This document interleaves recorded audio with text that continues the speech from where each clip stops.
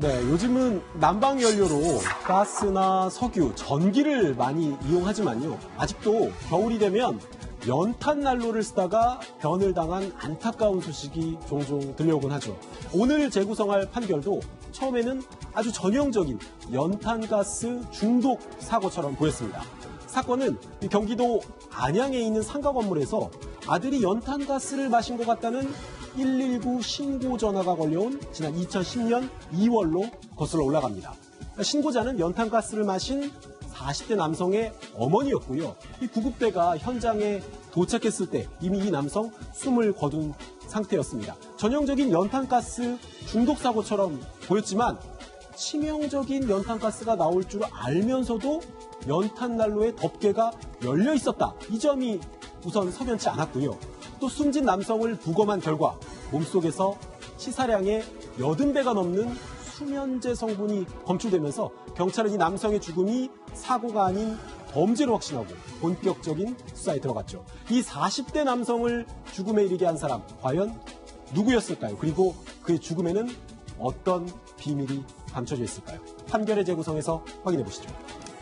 아들이 죽은 것 같다면서 119에 엄마가 부랴부랴 신고를 했습니다. 얼마나 속상했겠습니까? 네. 사건 초기에 경찰은 수사 방향을 어떻게 잡았나요? 일단은 젊은 사람이잖아요. 40대. 네. 경찰은 일단 죽음 신고를 받으면 병사인지 노약자의 자연사인지 여부를 판단해보고 그게 아니라면 일단 타살의 가능성은 머릿속에 아예 염두에 두고 들어가서 조사를 하게 돼요. 그러니까 네. 늘 의심하는 게 이제 경찰 직책일 수 있는데요. 가보니까 아니나 다를까 조금 경찰의 눈에는 이상한 게 있었어요. 뭔가요? 원래 난방을 한다고 그러면 연탄 난로 같은 거는 덮개를 완전히 덮어놓는 게 정석이잖아요. 그런데 연탄 덮개가 열려 있었다는 거예요. 이 부분은 경찰의 눈에 아무래도 거슬렸겠죠. 그리고 이제 그 사망한 사람의 이제 궁극적으로 부검을 해보고 나니까 그 사람이 다량의 수면제를 섭취했던 게 나타났던 겁니다. 이렇다 보니까 자연사, 사고사, 타살 중에서는 타살 가능성이 조금은 높아 보이는데 그럼 자연스럽게 용의자가 누가일까 궁금해집니다. 경찰이 의심한 사람은 누구였습니까? 경찰이 이 어머니가 신고를 한 당일 이 남성이 사망한 상가 건물의 CCTV를 입수해서 분석을 해봤습니다. 그런데 이 영상 속에서 신고자인 어머니가 외출을 갔다 돌아와서 지금 보신 것처럼 연탄재를 치우고 이제 연탄을 가는 모습이 보였어요. 그리고 몇 시간 있다가 아들이 숨진 채 실려 나온 건데 사망 추정 시간을 이제 거슬러 올라가 보면 원래 이 재를 버리고 연탄재를 치우는 이 시점에 이미 아들이 쓰러진 걸 어머니가 발견을 했어야 하거든요. 그렇죠, 그런데 외출했다 돌아와서 어머니가 119에 신고를 한 건 외출해서 돌아온 지 7시간이 지났단 말이죠. 그러니까 119 신고 시점과 아들 시신을 발견한 시점이 뭔가 불일치하는 것 같다라고 하면서 신고자인 어머니를 경찰은 의심하기 시작했습니다. 자, 의아합니다. 외출했다가 집에 돌아온 뒤에 7시간이 지나서 119에 신고를 했다. 물론 아들을 늦게 발견했을 수도 있습니다만 시간이 좀 길어요. 그러기에는. 늦게 발견하기는 너무 공간이 좁고 바로 보이는 형태고 밥도 중간에 먹을 수도 있고요. 그리고 결정적으로 연탄재를 갈았지 않습니까? 근데 이 사람은 연탄 가스로 죽었으면 연탄재를 갈 동안 이 사람은 어디 있었냐 이런 것이 함께 설명이 안 되는 부분인 거고 또 하나는 그 다음에 7시간 후에 신고를 했는데 흥분한 목소리로 119에 신고했는데 이게 실제로 119 신고하는 음성 데이터베이스가 미국 같은 경우는 있습니다. 그걸 비교해 봅니다. 우리는 아직은 좀 없지만은. 예. 지금 영상 속에서 저희가 이제 모자이크 처리를 했기 때문에 자세히는 보여드릴 수 없습니다만 마스크를 하고 있어요. 분명히 이제 연탄 관련한 연기가 많이 나기 때문에 썼을 거 아니냐 이런 의심이 좀 들긴 하거든요. 저 어머니가 저렇게 연탄을 가를 때 본인이 마스크를 썼다는 얘기는 바꿔서 얘기하면 연탄가스가 상당히 많이 나고 있었다는 뜻이죠. 이미 공간 안에 연탄가스가 꽉 차 있었다. 꽉 차 있었다는 그런 의미가 되죠. 그러니까 경찰의 눈에는 저것도 다 의심스러운 정황인 겁니다. 그럼에도 불구하고 아들을 깨우지 않았다라는 것은 분명히 의심할 점이 있습니다. 이렇게 엄마가 의심스럽기는 합니다만 설마 엄마가 아들을 죽였을까 하는 생각에 쉽게 경찰도 확신을 가질 수는 없었습니다. 그리고 이제 이웃들을 상대로 탐문 수사를 시작하죠. 어디 나가고 어디 뭐 하고 그래도 그 아줌마가 나가서 한 번. 늘 함께 다닐 정도로 사이가 좋았다고 하네요. 그렇죠. 저거 좀 중요한 말인데요. 지금 엄마와 아들 아닙니까? 엄마가 아들을 죽인다는 것은 동서고금을 통해서 거의 드문 일이죠. 그리고 더군다나 항상이라는 말이 나왔고요. 어딜 가도 무엇을 해도 같이 다녔다. 이 말은 그 사이가 굉장히 좋다는 뜻입니다. 사실 엄마와 아들이 그렇게 언제나 항상 같이 다니지는 않죠. 그렇다면은 설사 이것이 의심스럽긴 하더라도 과연 엄마가 아들을 죽였을까? 이렇게 좀 생각해 볼 수가 있죠. 자, 그렇게 수사는 혼돈을 거듭하는데 이때 경찰이 아주 새로운 단서를 포착했다고요? 네, 사망한 이 40대 아들이 보험을 정말 여러 개 들어놨다는 사실을 경찰 수사에서 확인이 된 겁니다. 특히 사망하기 20일 전에 종신보험을 3개나 들었어요. 이게 우연이라고 좀 보기 어려운 부분이죠. 그런데 사망보험금으로 받을 수 있는 돈이 4억 3천만 원이었고요. 이뿐만이 아니었습니다. 다른 보험도 또한 9개 정도 들었는데 이 보험금도 3억 원 넘는 돈을 받을 수 있었어요. 그러니까 총 7억 원 넘는 돈을 이제 받을 수 있는 상황이었는데 이 보험금을 받게 될 수령인 다름 아니라 119에 아들의 사망을 신고했던 60대 어머니였습니다. 아들이 죽으면은 보험금을 받을 수 있는 사람이 어머니였습니다. 앞서서 의심했을 만한 정황도 충분했고요. 또 이런 정황까지 나왔기 때문에 어머니에게 보험금에 대해서 당연히 물어봤겠죠. 경찰 입장에서는 이제 이때부터는 아마 타살의 정황으로 생각을 했을 거예요. 그러니까 어머니한테 당연히 가서 추궁을 했겠죠. 그런데 문제는요. 자, 보험을 뭐 한 7억 정도 들었다고 얘기해서 돈 목적 아니겠습니까? 이제 일반적으로 생각한다면 그러기에는 또 이분이 너무 부자인 거예요. 이분은 공시지가 기준으로서 40여억 원짜리 그 상가를 소유하고 있고요. 그 상가 5층짜리 상가에서 매달 나오는 돈이 그 당시 돈으로 900만 원을 호가하고 있었다. 임대료만 월 900만 원씩 받았어요? 그렇다면 이분은 돈이 궁하거나 돈 때문에 어떤 범행을 할 만한 어떤 그런 경우는 아니라고 보여졌던 거죠.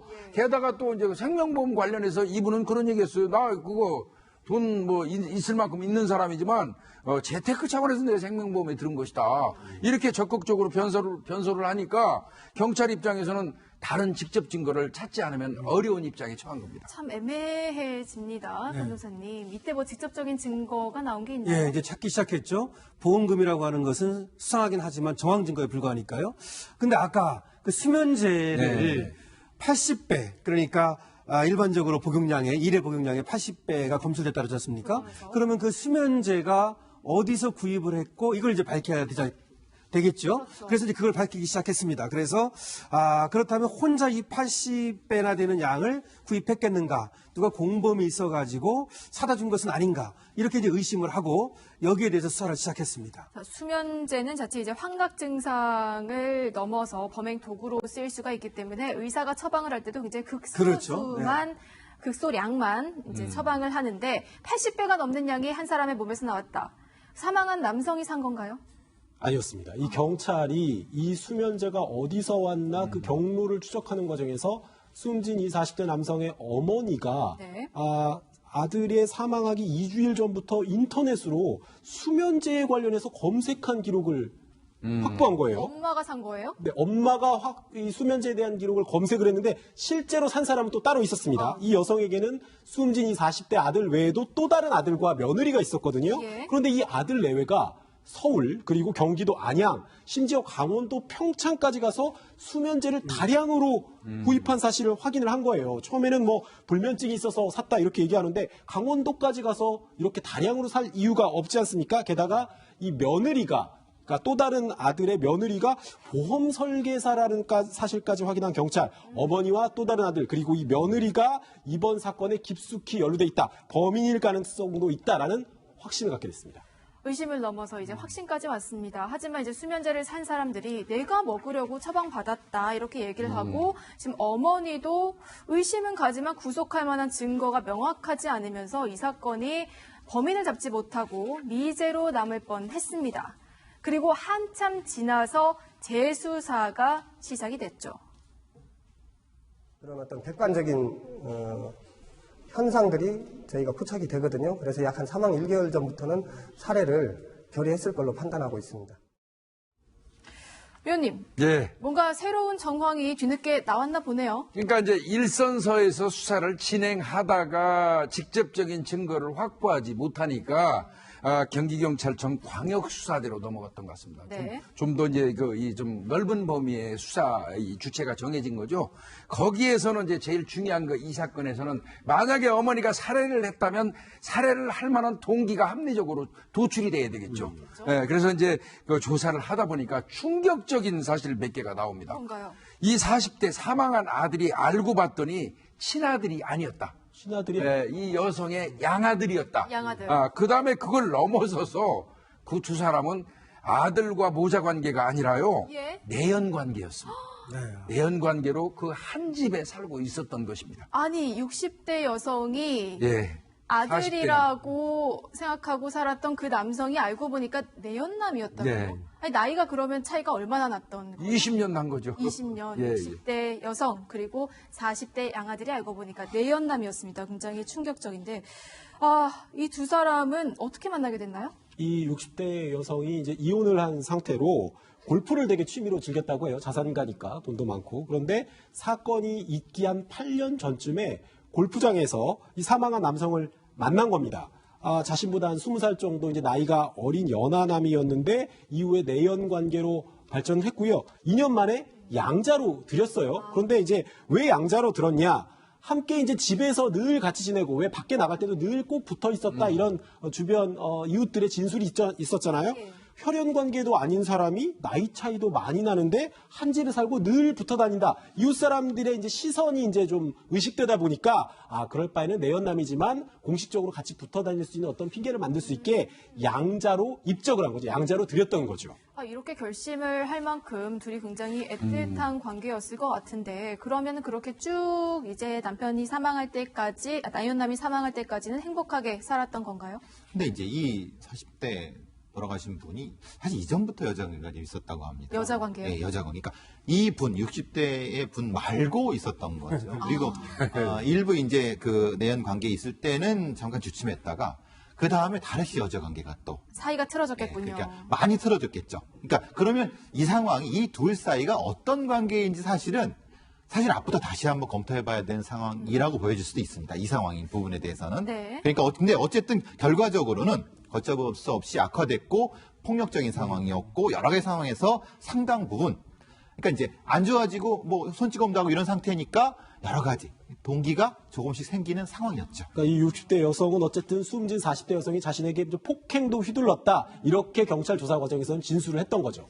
초반 수사에서 명확하게 드러나지 않았던 것, 동기가 이제 드러났습니다. 내연남의 여자 관계 때문이었는데, 그럼 동기는 뭐 그렇고, 예. 이제 살해 수법이 나왔나요? 예, 현장에 나갔을 때 경찰은 이제 현장을 전부 사진 찍어 놓고 좀 의심스러운 물건은 전부 다 이 도출해서 수집을 하는데요. 결국은 수면제를 희석을 시켜서 아주 깊이 잠들게 하고 연탄을 피운 걸로 추정이 되지 않습니까? 즉 봤더니 이 죽은 남자가 평소에 홍삼 달인물을 지속적으로 복용을 했다고 그래요. 장복했다고 그러는데 거기에다가 아마 두통이 다 비워져 있는 거를 경찰이 발견했나 봐요. 그렇다면 거기에 수면제를 타서 넣어놓고 그걸 마신 남자가 아주 깊숙한 그 수면에 들어갔다는 거를 볼 수 있는 것이죠. 이 상황을 다시 설명드리면요. 네. 그 80배인 거를 통 안에 다 섞은 겁니다. 그걸 떠먹게 만든 거죠. 상황을 아시겠습니까? 80알을 다 한 번에 먹일 수는 없는 거죠. 예. 그걸 눈치채지 못했군요. 그렇죠. 남성이. 그러니까 무드치지 못하게 좀 희석을 해서 한 거죠. 홍삼즙 자체가 그 쓴맛이 그렇죠. 예, 그렇습니다. 이런 약물이 예. 들어가 있다는 사실을 모르고 마셨을 가능성이 그렇죠. 예. 높아 보여요. 자, 범행 동기가 나왔고요. 범행 수법까지 나왔습니다. 하지만 경찰의 추정입니다. 결국 범인의 자백이 굉장히 중요할 것 같은데 무슨 얘기를 했나요? 예, 여기서는 그래도 지금까지 정황 증거 그리고 또 직접 증거에 가까운 것이 나왔지만 자백이 더 중요합니다. 결정적으로 중요하죠. 말이죠. 그런데 처음에는 자백을 안 했습니다. 이 지금 어머니라는 사람이 자백을 안 했고요. 그래서 그 아들 부부를 추궁을 하기 시작했거든요. 근데 추궁을 하지만 또 자백을 처음에는 잘 안 했습니다. 네. 그러다가 뭘 발견했냐면은 이 친아들이라는 사람이 이 40대 죽은 남자 행세를 한 사실을 발견했어요. 예. 행세를 해가지고 원래 보험금이 그 그 죽은 남자가 수익자로 돼 있었거든요. 수령하도록. 그거를 자기가 죽은 남자인 척 하면서 가가지고 사인을 해가지고 자기가 탈 수 있도록. 그럼 친아들이 내연남인 그 양아들 연기를 예, 연기를 한 거죠. 연기를 한 거죠. 그 양아들인 CCTV 척 한 나온 거죠. 거죠. 네. 그것이 CCTV에 잡힌 겁니다. 그래서 그것이 이제 나오다 보니까 여기가 집중적으로 추궁이 들어갔고 어쩔 수 없이 이 아들이 자백을 하게 됩니다. 그러니까 보험 수익자를 어머니로 바꿔버린 거고. 네, 어머니로 바꾼 것이 있었고 자기 자신으로 바꾼 것이 있었어요. 본인한테도. 예, 바로. 아까 어머니 거는 아. 처음부터 어머니 걸로 했던 거고 자기 이제 이 일부를 수익자가 죽은 사람 앞으로 있었는데 그거를 나이가 비슷하니까 자기가 이제 그 죽은 사람인 척한 것이죠. 그렇게 안 했다고 하면은 사실은 이것은 걸리지 않았을 수도 있습니다. 그렇습니다. 왜냐하면은 그 CCTV가 없었다고 하면은 자연스럽게 어머니한테 가는 거죠. 그렇죠. 근데 이 아들은 친아들은 그거를 못 믿었던 겁니다. 아까 수면재산 사람이 아들뿐만이 아니라 며느리도 있었다고 했잖아요. 그렇죠. 며느리는 또 어떻게 가담을 한 거예요? 당연히 이제 그 과정 속에서 이제 며느리가 시켜서 이 수면제를 수면제 사는데 왔다라고 얘기를 한 거죠. 그러니까 지금 시어머니가 시켜서 자신들이 샀다 이렇게 얘기를 지금 프로파일러님이 잘 얘기를 했는데 쉽게 말하면 이 친아들이 어머니를 못 믿어가지고 죽으면 자기 앞으로 나오게 하려고 사실은 또 그런 어떤 수익자 변경을 하다가 그것이 하나의 이제 꼬리가 밟힌 겁니다. 자, 강한 심증과 더불어서 이젠 자백까지 나왔습니다. 아들 내외에 따르면은 범행을 주도한 사람은 60대 여성이군요. 네, 뭐 양아들로 들인 지 2년 만에 이제 내연남과의 관계가 악화되니까 범행 3개월 전부터 이미 이제 친아들과 며느리와 함께 범행 계획을 세웠고요. 범행하기 직전 2개월간의 수면제를 다량으로, 수시발 다량으로 집중 구입하고 보험도 집중적으로 들었던 거죠. 그리고 아까 김 의원님 말씀해 주신 것처럼 숨진 남성이 즐겨 마시는 이 홍삼즙에 수면제를 넣었고 연탄 난로의 뚜껑을 여는 방식으로 외출하면서 잠들어 있는 이 내연남을 연탄가스에 중독시켜버린 거죠. 자, 그렇게 되면은 이제 60대 여성도 당연히 자백을 할 수밖에 없는 상황 아니겠어요? 예, 결국은 뭐 이 여성도 자백은 했지만 그 살해 통기는 좀 달리 얘기했어요. 내연 관계를 끝내기 위해서 같이 죽으려고 했다. 근데 같이 죽으려는 시도는 하지 않았죠, 결국은. 그래서 궁극적으로 징역 20년 선고를 받게 됩니다. 알겠습니다. 징역 20년을 선고받았습니다. 60대 여성의 사랑이 복수심으로 돌변해서 결국 살인에 이른 비극적인 사건 판결의 재구성으로 살펴봤고요. 곧 실종자 찾기로 다시 돌아오겠습니다.